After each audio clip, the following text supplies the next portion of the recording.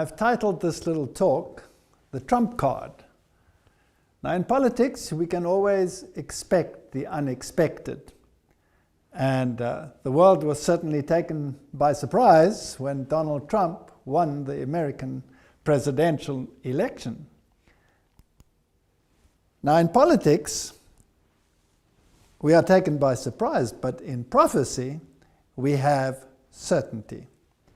And when we look at the prophetic picture of the book of Revelation, then we can see that there is a plan and there is a movement in a particular direction. And even though it looks confusing out there, and sometimes doesn't work according to our expectations, the plan will be fulfilled according to the prophetic picture. In Revelation, we read that the second beast will form an image to the first beast.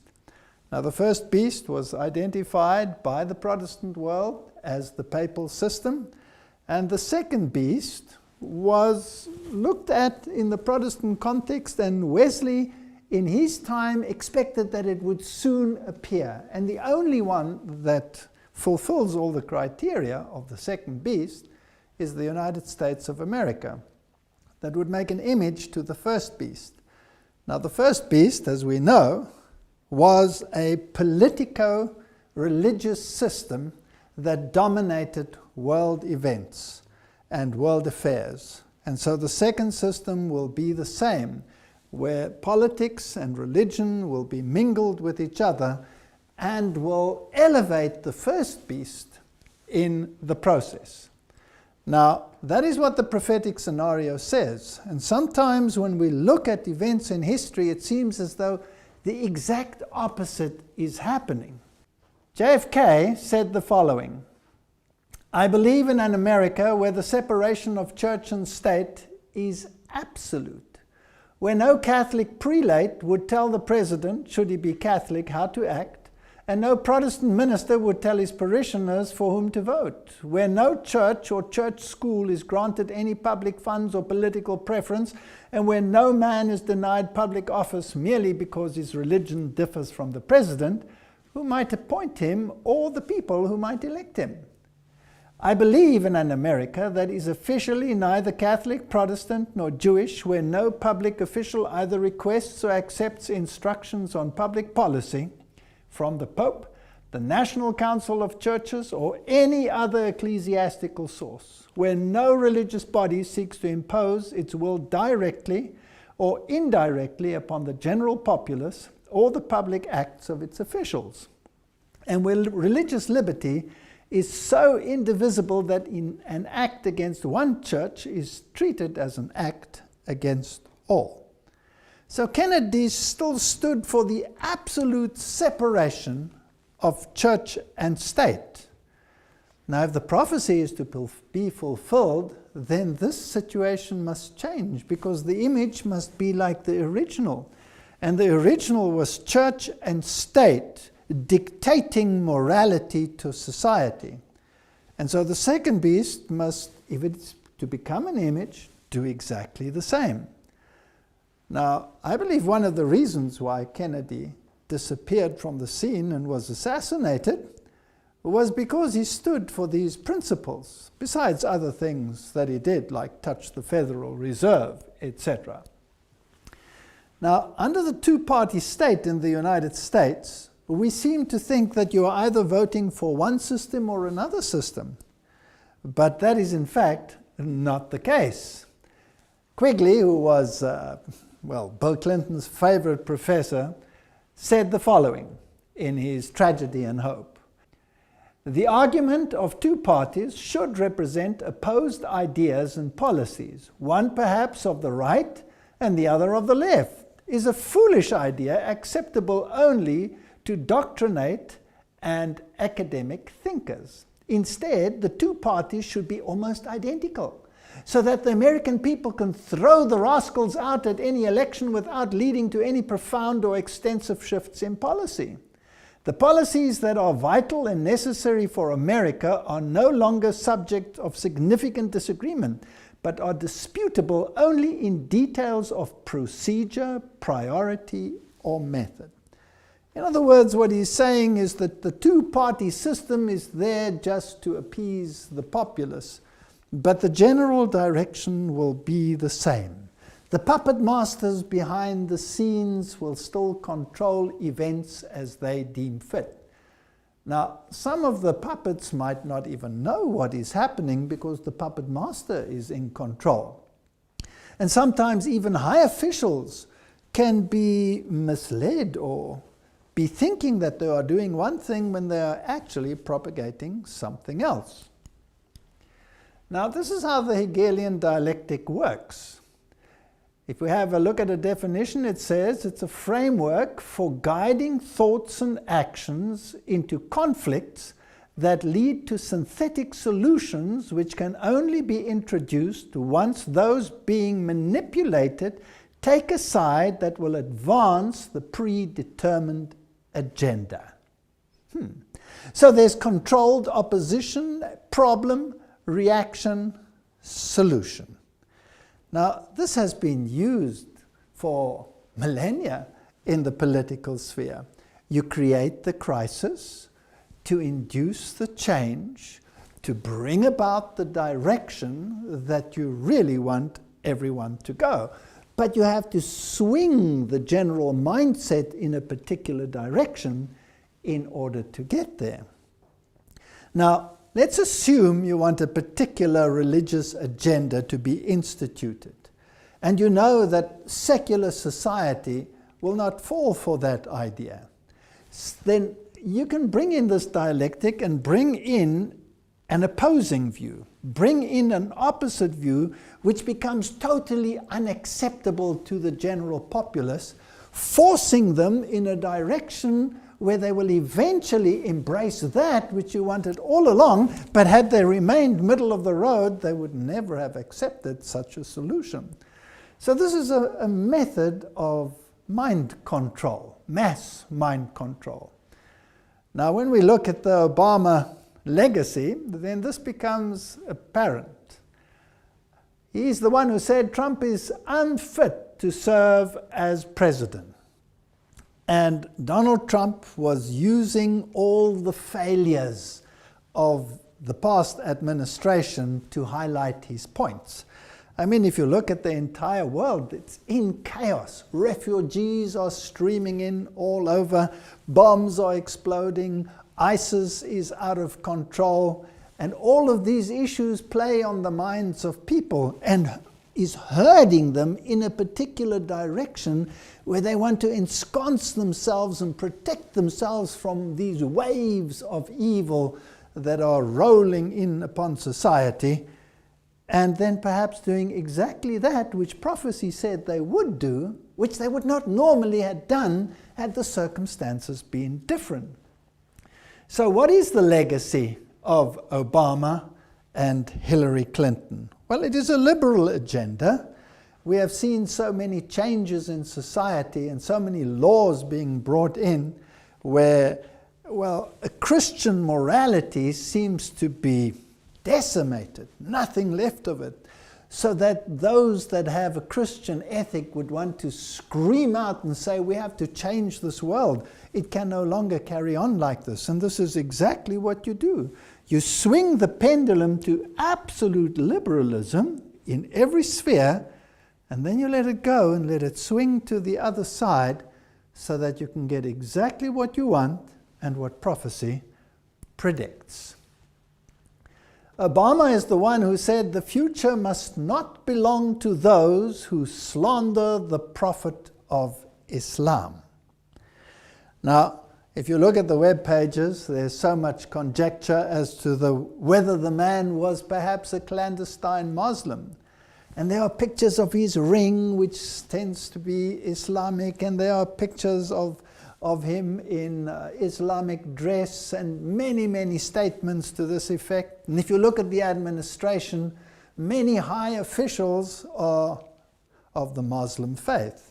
So it seems as if America was being taken away from its Christian roots and swung in another direction. But prophecy said that the second beast, the United States of America, would implement legislation that would further the first beast, which is Catholicism. And therefore it must be a Christian nation bringing about Christian legislation. And here you had Obama taking the mindset in a totally opposite direction. This is a brilliant Hegelian dialectic. Whether he knew about what he was doing, whether he did it consciously or whether he did it subconsciously is irrelevant. The fact of the matter is, this is what has happened. I believe, of course, that the insider elite is pretty clued up as to what the agenda is, but nevertheless, one can leave open the option that they might have done it unknowingly. But this was the legacy. And now, with the Trump administration, we are going to probably see the pendulum swing. Catholic Herald, Obama calls for world leaders to heed Pope Francis's message. The President of the United States said he wants fellow world leaders to reflect on Pope Francis' encyclical talking about the environment. So you have this dichotomy of thought. On the one hand, you have this movement towards a totally different religious system, and on the other hand, you have this underpinning of the papal system. And under his leadership, you had the visit of Pope Francis, where he went through the entire procedure, almost like a president of the world being inaugurated, speaking from the balcony, which is a step higher than any of the presidents have done. So you have this dichotomy of thought. You have, on the one hand, the appearance that it's moving in this direction, and on the other hand, the realities of the laws that it's moving in another direction. And then you had the two opponents.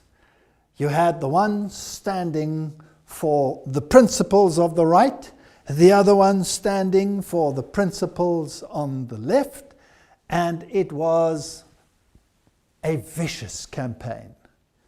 Now, is this a dialectic, a Hegelian dialectic? Is this a game of good cop, bad cop, or two ideologies which are to undergo pendulum swing?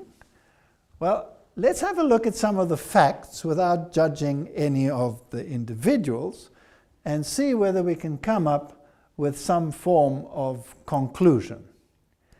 Here we have the famous supper, the so-called charity supper that takes place just before the election, where you have the Archbishop of New York, who always is the head of the Knights of Malta in America, where he has this meal with the candidates that are to be elected for president.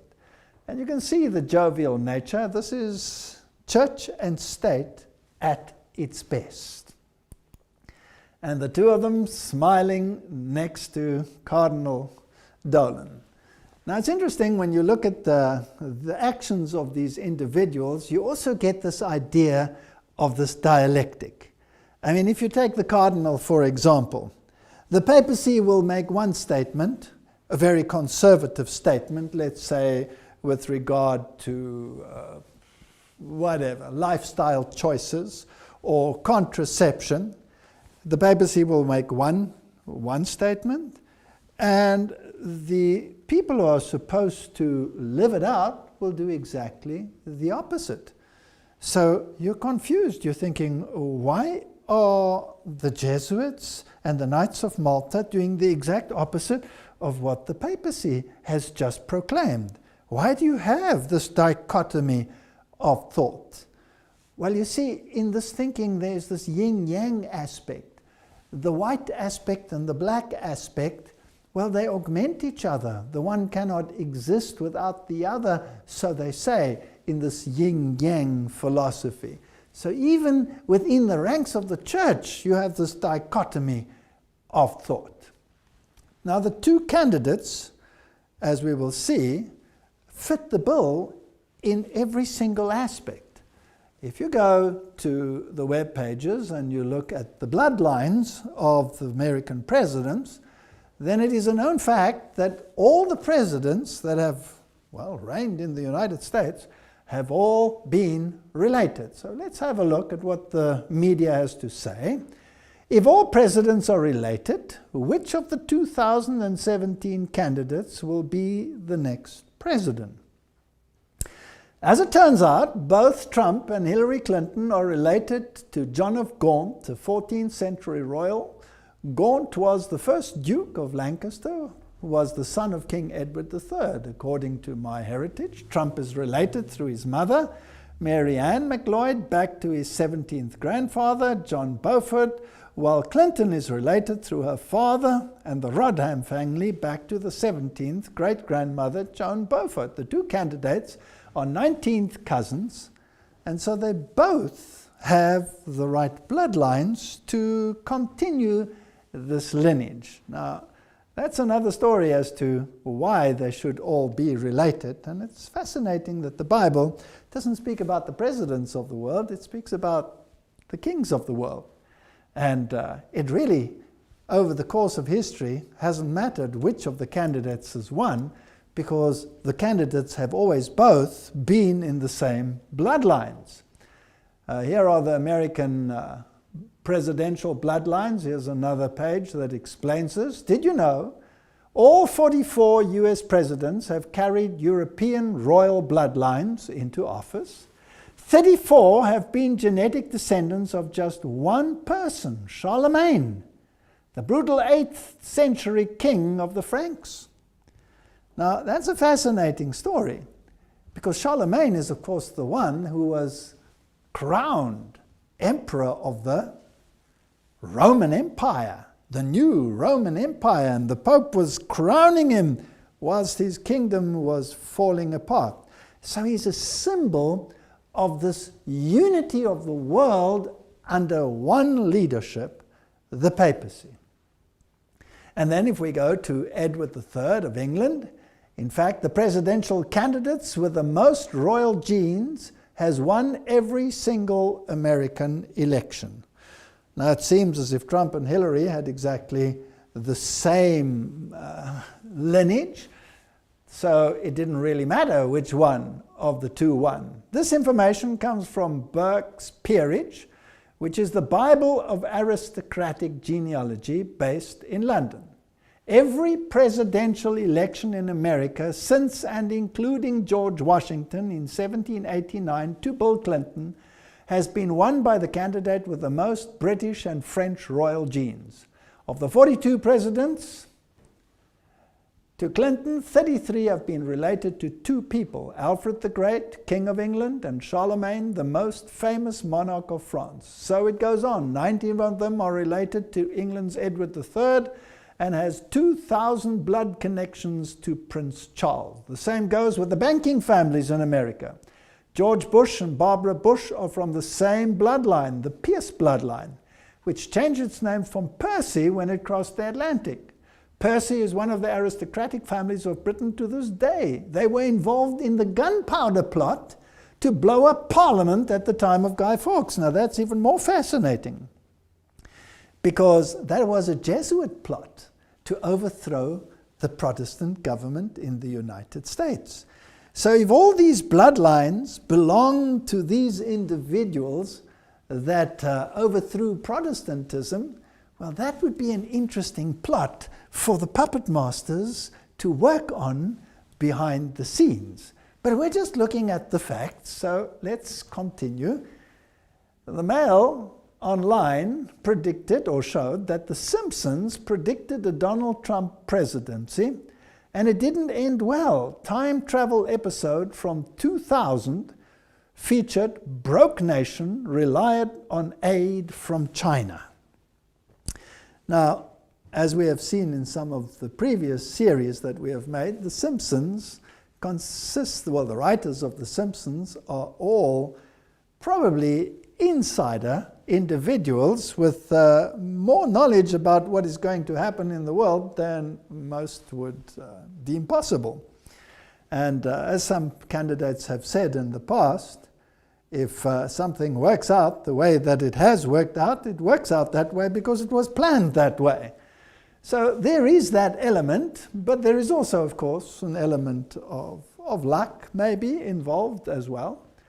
Now the Simpsons generally use many esoteric symbols in their productions, and they have been extremely accurate on a number of issues and have predicted many things that seemed unlikely or impossible years in advance. 9/11 being a case in point, the destructive events in the United States, and in their particular little issues, 16 years before this presidential election, they showed their character in the same dress as Hillary Clinton would be wearing, including the necklace, including the earrings, and that's rather fascinating. It's interesting that she actually wins the next election, but according to their scenario, Donald Trump would win the current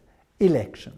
So that's rather fascinating, and some of the statements and the ideologies that were contrasted there are, well, very strange to say the least. This comes from the year 2000, and they show Trump in his red tie and his jacket between the flags, and this happened in reality. So they're pretty accurate. But it gets even more bizarre because they show that Trump, that's in 2000, greeting the people in Trump Towers, going down the escalator, raising his hand, and again he has the red tie and the suit on. And reality, 2015, Trump greeting the crowds, going down the escalator of Trump Towers. I mean, it's pretty accurate. It's pretty sharp. Now, whether this is pure coincidence or whether it is not is actually irrelevant. Some of the more bizarre ones, rather interesting, are the maps that we will see in a moment. And you can see their character here saying, oh no, it's actually come true. And this is the map that has been going around where they show what the distribution of the votes would be, but this is actually not quite accurate because this one was actually one that they used in the Romney campaign, so it doesn't apply to that previous one. But nevertheless, it's interesting that they show these red demographics, and of course this picture has changed in the present one, so you can not really use this one. Now let's have a look at some other facts, because what we are interested in is prophecy and not the games and the dialectics that are being played in this world. The National Catholic Reporter tells us that Mike Pence, who is going to be the Vice President of the United States, which is a very powerful figure, is a born-again evangelical Catholic. And the web pages in the world tell us this very thing. Now, that's somewhat of a misnomer, and a few years ago, that would not have been a possibility. To be a born-again evangelical Catholic would be considered an oxymoron. It would be impossible. In my youth, that would have been impossible. But the religious landscape has changed, and there's been such a merging of Catholicism and Protestantism that this contradiction in terms is today a common reality. So, a born-again evangelical Catholic. They say that he was a rather dedicated Catholic, Mike Pence. He was an altar boy and very dedicated. And what about Donald Trump? Well, Donald Trump attended an Ivy League school, so let's ask the Washington Post something about his background. When he was young, he went to the private Kew Forest School in Forest Hills, Queens, where his father, Frederick, a very wealthy real estate developer, was on the governing board. Behavior problems led Donald's exit from the school, at which point he was sent to New York Military Academy at the age of 13 by his parents, and who hoped the discipline of the school would channel his energy in a positive manner. He did well there and went to Fordham University, a Jesuit school in the Bronx. So Donald Trump tries to downplay his Fordham experience and rather to upplay his later experiences. And then he went to the University of Pennsylvania and studied economics for 2 years. So he did attend a Jesuit school, which is interesting and just one of the facts. Now let's go back to Mike Pence again. Postmodern evangelical Catholic conservative. But Pence is also very much a creation of the last half century of American political religious life. Born and raised Catholic, he became a Catholic youth minister and reportedly wanted to be a priest. But according to interviews, Pence has given over the years, interestingly, has more recently declined to talk specifically about his spiritual evolution. While in college from 1978 to 81, he began blending his Catholicism with evangelical Protestantism. I made a commitment to Christ, Pence said. I'm a born-again evangelical Catholic. So here we have a Catholic vice president who is in a position to reach out to evangelicals. Now it's fascinating that the other side, of course, had chosen Tim Kaine as their vice president. And the two met in debate, and apparently Mike Pence was the stronger candidate in that debate, or so they say. But nevertheless, would have made any difference, because both of these are Catholic gentlemen. And let's have a look what the Harvard Divinity School tells us about Tim Kaine and Mike Pence and faith. It says that Kaine was educated at a Jesuit high school and has been influenced throughout his life by Jesuits. Often seen as progressive and open-minded in the US, he's also been called a Pope Francis Catholic. What does it mean to be a liberal Catholic reformer? Now, this is rather fascinating. So you have these high-profile Catholics as vice presidents, the one wanting to be a priest and was an altar boy, and the other one, all his training in Jesuit environments. Now it's interesting that the Jesuits themselves say, or Ignatius Loyola said, that if you have to choose sides, then a Jesuit can choose one side and represent it to the point of death, while a fellow Jesuit may choose the opposite side and defend that to the point of death. That is the Hegelian dialectic, and it's fascinating how it works. So it really wouldn't have mattered which one of these two would have become the vice president, and it really wouldn't have mattered which one of these two would have become president. Now, before I even talked about this, I thought that Hillary Clinton would probably fit the modern profile somewhat better, but I also said it doesn't matter which one of them wins. But now on reflection, it becomes rather interesting that it went the way it went. Now, in the discussion here with these people from Harvard, Donald Trump's running mate, Governor Mike Pence, described himself as a born-again evangelical Catholic. Is this an unusual faith mix? And what does this combination say about his public service? And the answer? I'm not quite sure what Governor Pence intends to affirm by a born-again evangelical Catholic. He comes from an Irish Catholic background, was raised as such during college, Indiana Hanover College. He had an evangelical religious experience under the influence of a non-denominational group. However, in the following years, he still considered himself a Catholic, went to Mass, worked as a youth minister at a Catholic church, and even thought of becoming a priest. However, in the mid-1990s, he joined the Grace Evangelical Church, which is affiliated with the Evangelical Free Church in America. One could describe it as a Baptist denomination. It was, however, the church to which he started to take his family in Indianapolis.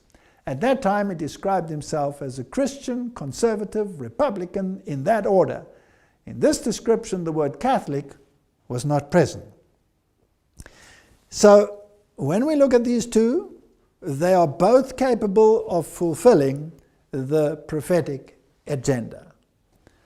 Pope Francis calls for unity between evangelicals, Catholics, and he said that division is the work of the devil. So they had to be brought together. So Pence is actually the perfect one, because he is both Catholic and evangelical and can bring them together. Pope Francis has called for unity amongst evangelicals, Catholics, and Christians from other denominations, emphasizing that we are one in Christ and warning that division between the groups is the work of the devil. Division is the work of the father of lies, the father of discord, who does everything possible to keep us divided, Francis said in a video message to a gathering sponsored by the John 17 movement. Now, the John 17 movement was a movement to gather all the evangelicals under one umbrella, under the papacy, or together with the papacy. Charisma News gives a very interesting insight. It tells us that Kenneth Copeland laid hands on Donald Trump and prayed over him. This is fascinating. Well, Charisma News is a very prominent journal.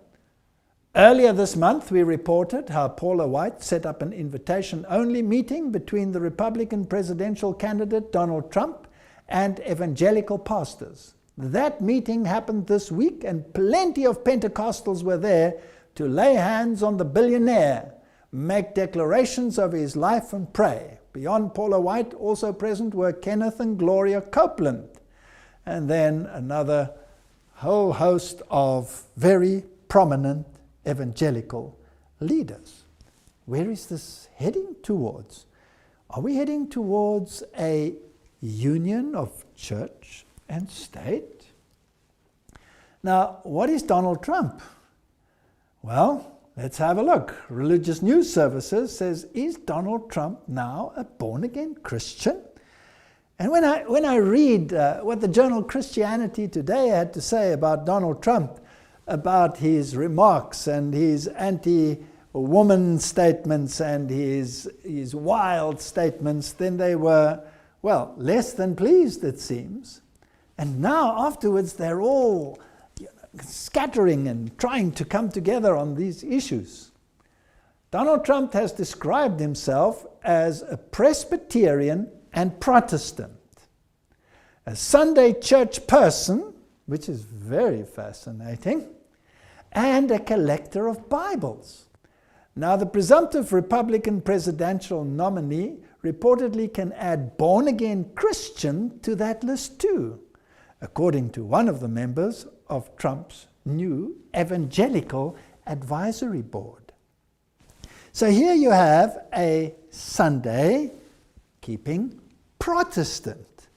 Now, if you're going to reach out to the religious community and bring them together, wouldn't it be interesting if the Protestant reaches out to the Catholics and the Catholics reaches out to the Protestants? Then you would have a perfect mix. But I found this rather interesting, and an interesting mix, because by some of his statements, it is hard to imagine that all of this is, perfect truth. Now, this was the statement that Donald Trump made to the Catholic world. Catholics are an important part of the American story. America has been strengthened by hardworking Catholics. From New York to California, the Catholic story is truly unique, and it's a great story. From marching for civil rights to educating millions of children, serving the poor, and helping define the pro-life movement, clergy and lay Catholics across the country have made countless contributions to the American success and the American success story. Washington politicians have been hostile to the church. They have been hostile to Catholics. They have been hostile to the members of Catholicism. My administration will stand side by side with the American Catholics to promote the values we all share as Christians and Americans. God bless you. God bless the United States of America. We will make America great again. So there you have Donald Trump reaching out to the Catholic community. A Protestant, born again Protestant. On the other hand, you have Mike Pence, who said, I'm a Christian, conservative, and Republican in that order, and left out the little fact that he was thoroughly Catholic. Let's listen to what he had to say. Greetings, I'm Governor Mike Pence. You know, it's my honor this year to serve as the Republican nominee for Vice President of the United States with my running mate, Donald Trump. I'm grateful to be able to join you, if only by videotape, but I'm not sure how they introduce me. The introduction I prefer is pretty short. I'm a Christian, a conservative, and a Republican in that order. And really, it's as a fellow believer that I'm particularly honored to be able to address you today. I know every one of us has our own story about how we came to faith. For me, I was raised in a family where faith was important. Church on Sunday, grace before dinner. But my faith became my own when I made a personal decision to trust Jesus Christ during the spring of my freshman year in college. That night, my heart was literally broken wide, with gratitude and with joy, when I came to realize that what happened on the cross, in some small measure, actually happened for me. And I know all of you in the room share that same passion and that same sense of gratitude for what was done on our behalf. Years later, my faith has been tested, relied on more times than I could possibly count. All I know for sure today is I need him more than ever. And he's really the center of my life and the center of my family's life. You know, God's love really eclipses our failings, and as always, he's been a source of renewal and strengthening for this nation and for people of faith throughout our history. In these troubled times, I believe we stand at a turning point, when those who cherish faith, those who cherish freedom, those who cherish the sanctity of life and all the liberties enshrined in our Constitution should step forward and heed the call to action. I joined Donald Trump on the Republican ticket because I believe he has the right leadership and the right vision to make America great again. President Donald Trump will appoint justices to the Supreme Court who will uphold our Constitution and the rights of the unborn. Donald Trump will also sign into law legislation that will free up the voices of faith all across this country by repealing what's come to be known as the Johnson Amendment. The Johnson Amendment's literally been on the books since the 1950s, and it essentially threatens tax-exempt organizations and churches with losing their tax status if they speak out on important issues facing the nation from the pulpit. Donald Trump and I are both committed to work with renewed Republican majorities in the House and the Senate to repeal the Johnson Amendment once and for all. You know, the truth is that a careful study of American history has shown that the strength of our nation has come from our communities of faith. Throughout our history, it's been the voices of faith that more often than not have driven our nation to a more perfect union. It was the pulpits around the American founding that thundered against the tyranny of King George. It was the pulpits around America that spoke of the evils of slavery and brought an end to the scourge of slavery in America, even through a great civil conflict. And it was voices of faith and communities of faith that transformed our nation through the civil rights movement in our own lifetime, and we're a better nation for it. The choice today for all of us, though, could not be more clear. I've never seen a more dramatic choice in a national election in my lifetime. I truly do believe we're come to a time for choosing. And I think it's a time in the life of our nation when people who cherish life, when people who cherish our liberties, when people who cherish the great traditions that are enshrined in our Constitution should come together and support Donald Trump and our agenda to make America great again. In these troubled times at home and abroad, challenging times for American families, I'd like to encourage you to do one more thing, and that is to bow the head and bend the knee in the days that remain in this election. Pray for our country. But as you do so, please pray as Lincoln said was his prayer. Not so much that God would be on our side, but that we would be, in his words, on God's side. Because I truly do believe in my heart of hearts that what's been true for millennia is still true today. That if his people, who are called by his name, will humble themselves and pray, he'll again do as he's always done throughout the storied history of this nation. He'll hear from heaven, and he'll heal our land. This one nation, under God, indivisible, with liberty and justice for all. Thank you for giving me the opportunity to address you today. May God bless you, your families, this community of faith, your church, and may God continue to bless the United States of America. Would a speech like that make the pendulum swing to the other side? I think it could. Now, what if there was a catch to it that nobody can really see?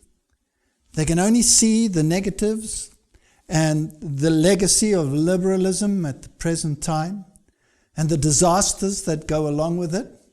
And here is this hope of the pendulum swinging to the other side and embracing this promise of a healed land and a healed society. But what if it has an arrow embedded in it? A new America. You heard him say that Trump was going to repeal the Johnson Amendment that muzzles pastors. During his acceptance speech, Trump thanked the evangelical community for their support, adding, "You have so much to contribute to our politics, yet our laws prevent you from speaking your minds from your own pulpits. An amendment pushed by Lyndon Johnson many years ago threatens religious institutions with the loss of their tax-exempt status if they openly advocate their political views. I'm going to work very hard to repeal that language and protect free speech for all Americans." Let me take you back to the beginning of this little talk. What did JFK say? "I believe in an America where no pope and no Protestant prelate will tell the parishioners how to vote." And here we have a man who is saying that he will rescind the clause that makes it impossible for them to do so. Isn't this church and state coming together? Isn't this the clergy dictating to the parishioners views that will ensconce the values of Christianity? Now, if the values of Christianity were upheld, that would be a marvelous thing. But what if there were certain laws in that package that were actually laws of the first beast, that the Protestant world had identified as Antichrist, and that these laws, when enacted, would negate the law of God? And the Bible says, they have done away with your laws, and it is time for you to act. I think we are living in very interesting times. Now, the journal Politico says Trump Evangelical Advisory Board features Bachman and Jerry Falwell. So he has an advisory board that is going to advise him on policy. Now, what did JFK say? Where no Protestant prelate will tell the President of the United States what he should do, and no Pope.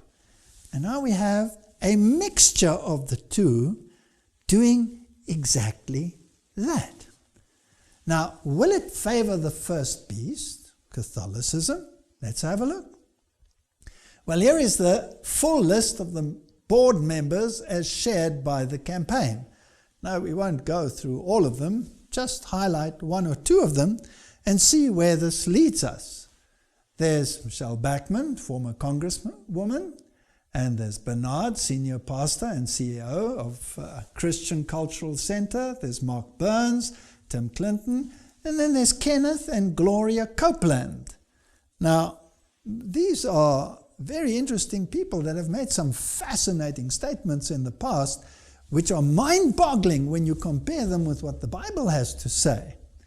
And you have James Dobson, author, psychologist, and host of My Family Talk. Jerry Falwell, president of Liberty University. You had Ronnie Floyd and Jack Graham and many others. And you have Robert Jeffries and Davis Jeremiah and Richard Land and James MacDonald and Johnny Moore and Robert Morris. This is the full team. James Robinson, founder of Life Outreach International. Tony Suarez, Executive Vice President, National Hispanic Christian Leadership Conference. Jack Strag, Paula White, Tom Winters, Celia Yates. I mean, this is fascinating. And what did Donald Trump say about these people? He said, I have tremendous respect and admiration for this group, and I look forward to continuing to talk about the issues important to evangelicals and all Americans, and the common sense solutions I will implement when I am president.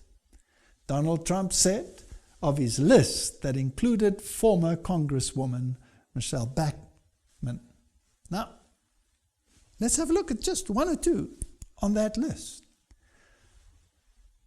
In 2014, a group of evangelicals was taken to the Vatican by Tony Palmer, who is now deceased, and there they were to embrace each other so that the evangelicals and the Catholics could come together again.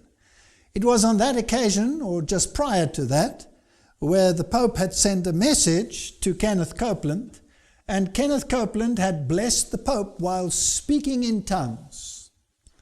And there were many other evangelical leaders there that also embraced the papal message that was sent to them.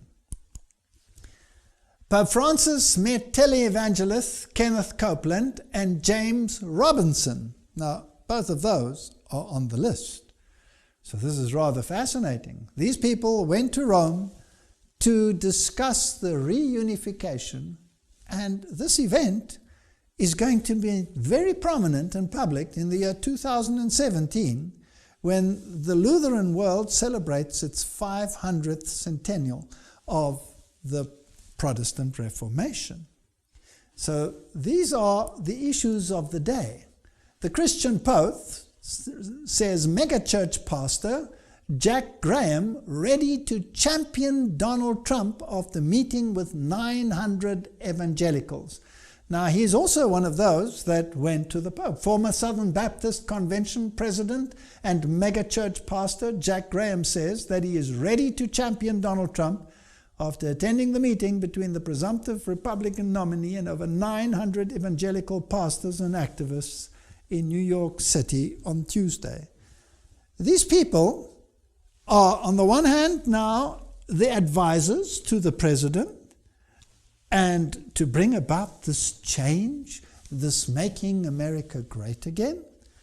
And on the other hand, they are the ones who are negotiating with the papacy for reunification. In fact, that is exactly what Donald Trump vowed to do. Donald Trump vowed to close the gap between church and state, according to Time.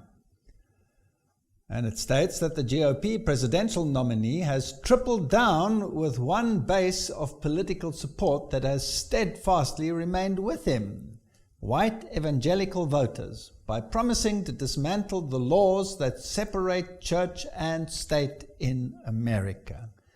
Now, it's fascinating what he said on the issue. And if you look what happened to religion, if you look at what's happening to Christianity, and you look at the number of people going to the churches, and the evangelicals know this also, it's not on this kind of climb, it's on this kind of a climb of slow and steady in the wrong direction, Trump said.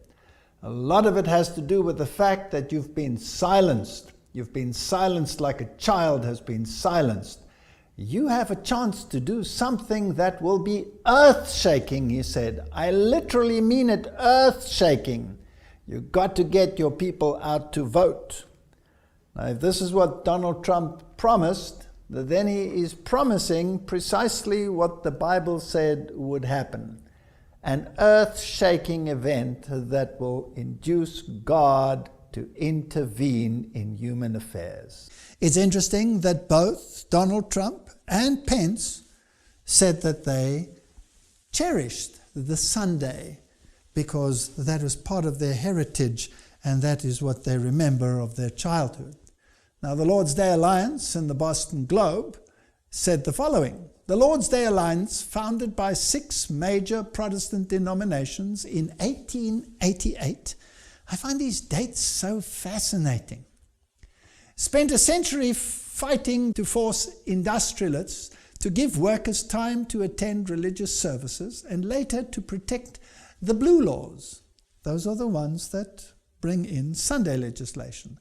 But little by little, drinking, sporting, shopping became permissible on Sundays.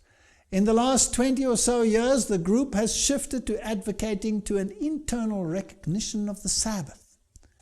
The point is, where can a stressed out society find regeneration and renewal? Said Reverend Rodney Peterson, executive director of the group, who drew dozens of people to an interfaith conference on Sabbath observance last week at the Old South Church in Copley Square. So this was reported in the Boston Globe on November the 2nd, 2016.